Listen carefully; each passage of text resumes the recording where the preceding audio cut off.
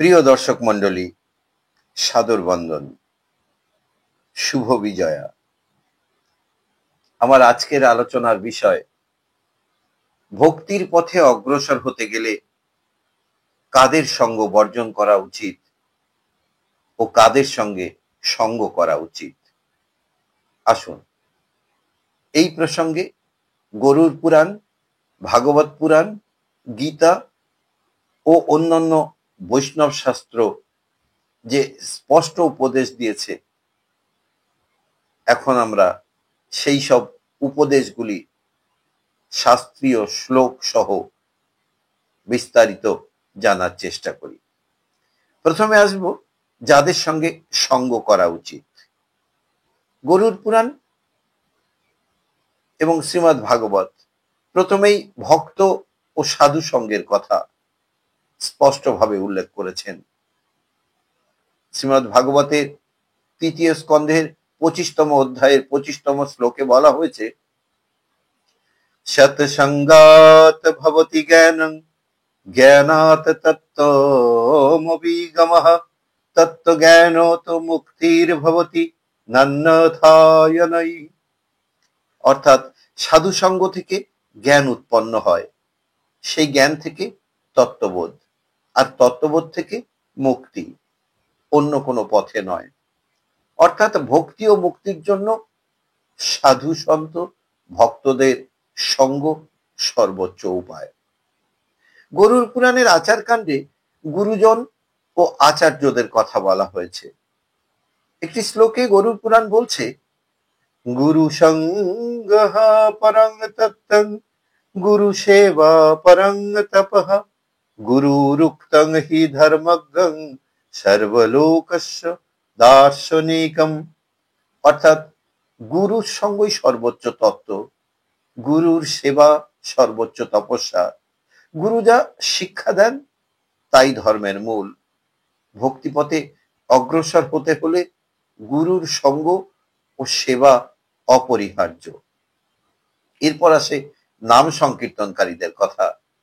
গরুড় পুরাণে একটি শ্লোকে দেখা যায়, যত্র যত্র রতং নাম হরিনামং জনৈকৃতম তত্র তত্র হরিঃ স্বয়ং ভক্তৈ সহ নৃতং ধ্রুবম।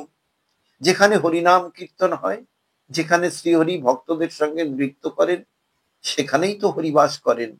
তাই তো তিনি ভাগবতে দেবর্ষি নারদকে বলছেন, আমরা শুনেছি, নাহং তিষ্ঠামি বৈকুণ্ঠে যোগিনাং হৃদয়েন চ মদ্ভক্ত যত্র গায়ন্তি তত্র তিষ্ঠামি নারদ।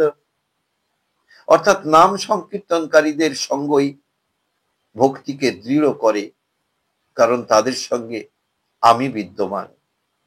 এবার আসবো যাদের সঙ্গ করার ফলে ভক্তিপথে বাধা উৎপন্ন হয়, সেই অসৎ সঙ্গের কথায়। প্রথমে আসবো নাস্তিক, ভাগবত বিদ্বেষী ও ভক্ত দেশীদের কথায়। গরুড় পুরাণ বলছে, অসৎ সঙ্গং তু সর্বত্র পরিহর্য যতত্নতঃ নাস্তিকৈশ্চ ভক্তদ্বেষৈ দুঃসঙ্গ পার্থবর্জনম। অসৎ সঙ্গ সর্বদা পরিহারযোগ্য। নাস্তিক, ভক্ত বিদ্বেষী ও ঈশ্বর নিন্দুকের সঙ্গে মিশলে ভক্তি বিনষ্ট হয়, ভজনে বাধা উৎপন্ন হয়। এরপর কামী, লোভী ও মদাসক্ত ব্যক্তিদের সঙ্গ। শ্রীমদ্ ভাগবতের ১১ স্কন্ধের ২৬তম অধ্যায়ের ২৬ নম্বর শ্লোকে বলা হয়েছে, কামীনাং লোভিনাং চৈব সঙ্গং ত্যাজ্যং দ্বিজোত্তম কুসঙ্গীনাং সসঙ্গেন ভক্তিহীনাশং প্রপদ্যতে। কামুক, লোভী ও কুসঙ্গীদের সঙ্গ ত্যাগ করো, কারণ তাদের সঙ্গ ভক্তিকে ধ্বংস করে দেয়, ভজন বিনষ্ট করে। এরপর আসবো শূকর ও পশুর মতো ভোগাসক্ত ব্যক্তি যারা। শ্রীমদ্ ভগবদ গীতার ১৬তম অধ্যায়ের ৭ম শ্লোকে শ্রী ভগবান অর্জুনকে বলছেন, প্রবৃত্তিং চ নিবৃত্তিং চ জনা ন বিদুরাসুরাঃ ন শৌচং নাপি চাচার ন সত্যং তেষু বিদ্যতে। অসুর প্রবৃত্তির লোকেরা কি করা উচিত আর কি না করা উচিত তা জানে না। তাদের সুচিতা নেই, আচরণ নেই, সত্য নেই। এদের সঙ্গ ভক্তি থেকে দূরে সরিয়ে দেয়, তাই এদের সঙ্গ বর্জন করা উচিত। পাপিষ্ঠ ও অহংকারী বা দম্ভী মানুষ। গরুড় পুরাণ বলছেন, পাপিষ্ঠ সঙ্গ দোষেন যুথা ভ্রান্তায়নাইহ ত্যাজ্য সর্বপ্রকারেণ পাপিনং সঙ্গতিহি খলু।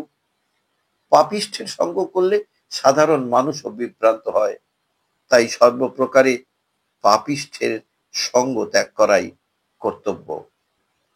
আজকের এই ছোট্ট পর্বে সংক্ষিপ্ত সার আমরা আরো একবার জানার চেষ্টা করব।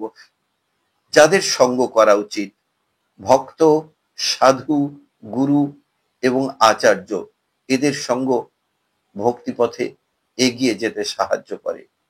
নাম সংকীর্তনকারী ভক্তের সঙ্গ করলে আমাদের ভক্তি উত্তর উত্তর বৃদ্ধি পায়। ধর্মে দৃঢ়, দয়ালু ও সত্যবাদী মানুষ আমাদেরকে ভক্তিপথে এগিয়ে যেতে সাহায্য করে। এবার আসবো তাদের কথায়, যাদের সঙ্গ বর্জন করা উচিত, যাদের সঙ্গ করলে ভক্তি বিনষ্ট হয়। নাস্তিক, ঈশ্বর নিন্দুক ও ভক্তদ্বেষী, লোভী, কামুক, ভোগী ও দাম্ভিক ব্যক্তি, কুসঙ্গী ও পাপিষ্ঠ। সর্বশেষে বলি, সৎসঙ্গই ভক্তির মূল, কুসঙ্গই ভক্তির বিনাশ। তাই সৎসঙ্গ গ্রহণ এবং কুসঙ্গ বর্জন ভক্তি জীবনের প্রথম ও শেষ শিক্ষা। শুধু ভক্তমণ্ডলী, আজকের ছোট্ট পর্বটি এখানেই ইতি করছি। ভালো লাগলে একটি লাইক ও শেয়ার করতে ভুলবেন না। চ্যানেলে প্রথমবার হলে সাবস্ক্রাইব করে সঙ্গে থাকবেন। সবাই মিলে বলুন, রাধা রাধা।